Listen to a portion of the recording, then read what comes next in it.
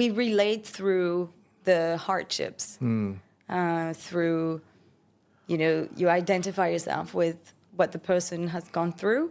And yes, this story is from Alison Chan, the founder of Dear Harley. What she does is hyper-realistic cakes. So like a mic, for example, she would make a cake that would look like a mic or any other object. And she told me the story of her father who came to Hong Kong from China. He swam from China to Hong Kong. And then he used to work in the fruit market for 10 years. And after that, he got noticed by a manager or someone. And then that way he climbed the ladder until a point where he started his own business, fruit business. And he was supporting his family with this. So a hard worker, super inspiring story. And now she works with her father because as she makes cakes, she needs fruits. I see. And then they work together. And I thought, wow, this is such a beautiful story. And throughout all the episodes, there are stories that just stick in your mind. And as I said, when you need inspiration or when you a bit down, you remember these stories and it's like they're all with me all the time. And it really helps me. So I hope it helps also other founders who listen to the podcast. But yeah, I did this episode lately where I gathered a few powerful stories that stick with me, yeah. I see, yeah. I think what makes Hong Kong special, I think might be the dynamism and the entrepreneurship is that long older days, there's a lot of similar story that people came down to Hong Kong with nothing and they have to really start to struggle. But then by willing to have the resilience and working hard, they make big successes, right? Do you think that this kind of spirit is critical for entrepreneurship? This mindset? Yes, kind of mindset, yeah. Yeah, I think entrepreneurship is not for everyone. I think it can be glamorized on social media, with the big numbers and all the very famous entrepreneurs. But these people are very different. I mean, this is not the day-to-day of entrepreneurs. The reality is we do this for a reason, but it comes with difficulties as well. But I think every time you make a decision or you pick a direction, it comes with a set of downsides as well. You can't have the perfect situation. But I think the beauty of entrepreneurship is that it's a very self-introspective journey. It's like doing a therapy, but accelerated, like the speed is crazy. You learn about yourself, you have to be resilient, and if you want to just be mad, or if your ego takes too much space, then you'll quickly realize you can't work like that. So you have to be patient, resilient, to find solutions, and you have to like finding solutions because you always have problems to solve all the time. And then if you are super stressed every time you have to solve a problem, then just don't do this. And I think as a founder, you need a community. You need to surround yourself with other founders because they get it. They understand what you're going through.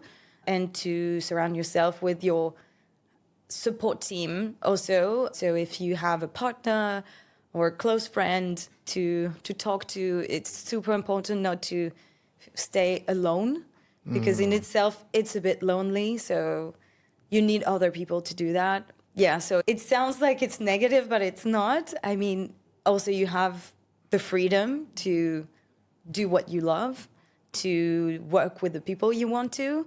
For example, I have clients and I stopped working with some clients because the energy wasn't there, and sometimes it doesn't click with some people.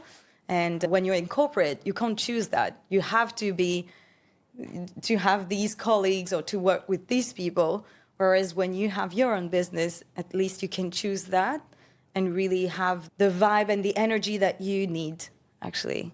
I see, yeah. I think to share with you, because I've been probably in corporate most of my life. I actually got out of it about 10 years ago. You can be very happy in corporate. Yeah, of course, because all the fringe benefits and all the so steady salary, and you don't need to worry about when I'm going to get the next contract. Yeah.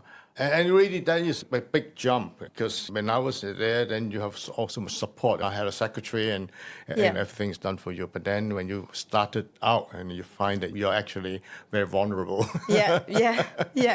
Okay. So how about you? How you find, is it very different from a corporate executive to become a founder? Yeah, it's very different. When there are times when I don't miss my life from before. I don't want to go back in corporate. Maybe one day, I don't know. Never say never. But for now, I'm happy running my own business. But I guess the thing that I liked in corporate was to be part of a team. That's something I no longer have. I work with some people, I have partners. But this feeling of belonging to a company and a team is something pretty cool. If you have the chance to be in a team where people are pretty nice. But overall, I would say you're outside of the mold when you're a business owner. Mm-hmm. Because most of people are around me when I was in Paris.